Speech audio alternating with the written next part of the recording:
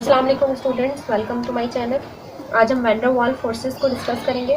Oxygen atom के last valence shell में 6 electrons होते हैं। Here is the another oxygen and same valence electrons.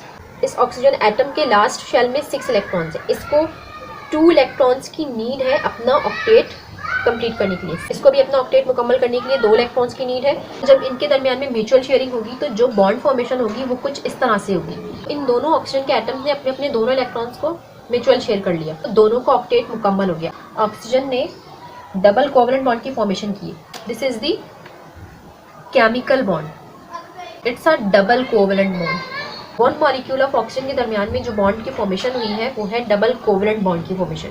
लेकिन अगर हम 10 मॉलिक्यूल्स ऑफ ऑक्सीजन की बात करें, 10 मॉलिक्यूल्स ऑफ ऑक्सीजन को किसने होल्ड किया?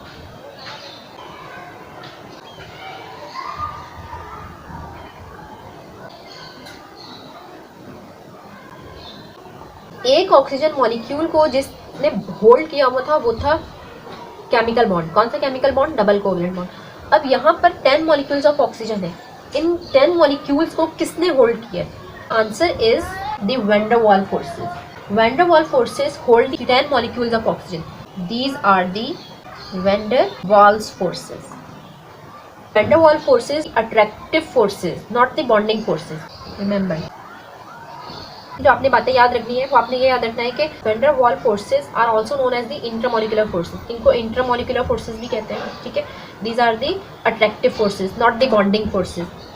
जबकि chemical bonds like covalent bond holds the atoms together. तो भी एटम्स एक दूसरे को होल्ड किए हुए होंगे, वहां पर केमिकल बॉन्ड की फॉर्मेशन होगी। तो these are the bonding forces. जबकि वैन डर वाल forces are the attractive forces, holds the molecules together. तो इन्होंने एक मॉलिक्यूल ने दूसरे मॉलिक्यूल को होल्ड किया हुआ है, इसी तरह दूसरे मॉलिक्यूल ने तीसरे मॉलिक्यूल को होल्ड किया हुआ है। तो यहाँ जो अट्रैक्शन पैदा हुई है वो कहलाती है वैन डर वाल forces, also known as the intermolecular forces और the weak forces.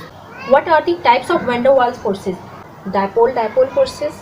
Partially negative portion of the polar molecule is attracted to the partially positive portion of the second polar molecule.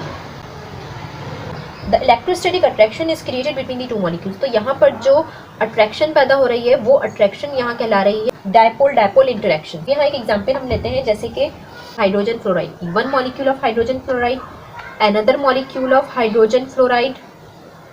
अब यहाँ hydrogen और fluorine के दरमियान में जो bonds बने हुए हैं, these are the chemical bonds, these are the intramolecular forces. One molecule of hydrogen fluoride is attract with the another molecule of hydrogen fluoride.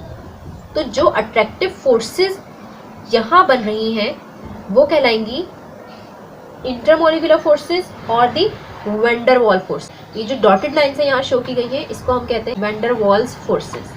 तो यहाँ पर जो अट्रैक्शन हुई है पार्शियली नेगेटिव की पार्शियली पॉजिटिव के साथ due to the dipole dipole interaction, और ये फोर्सेस कहलाती है वैन डर वाल फोर्सेस और दी इंटरमोलिकुलर फोर्सेस। सेकेंड एग्जाम्पल है हाइड्रोजन बॉन्डिंग की। This is the water molecule.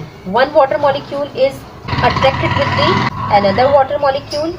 These are the chemical bonds. जो more electronegative है वो होगा partially negative. अब one molecule of water is attracted with the another molecule of water. ये partially positive hydrogen attract हो रहा है partially negative oxygen के साथ। यहाँ पर जो आपको हाइड्रोजन और ऑक्सीजन के दरमियान में weak forces नजर आ रही हैं, these are the van der Waals forces. Because these are the attractive forces, not the bonding forces. These are the bonding forces between the oxygen and hydrogen molecule. It's a chemical bond. Third type of van der Waals forces is the London dispersion forces. It exists between the molecules of fluorine gas.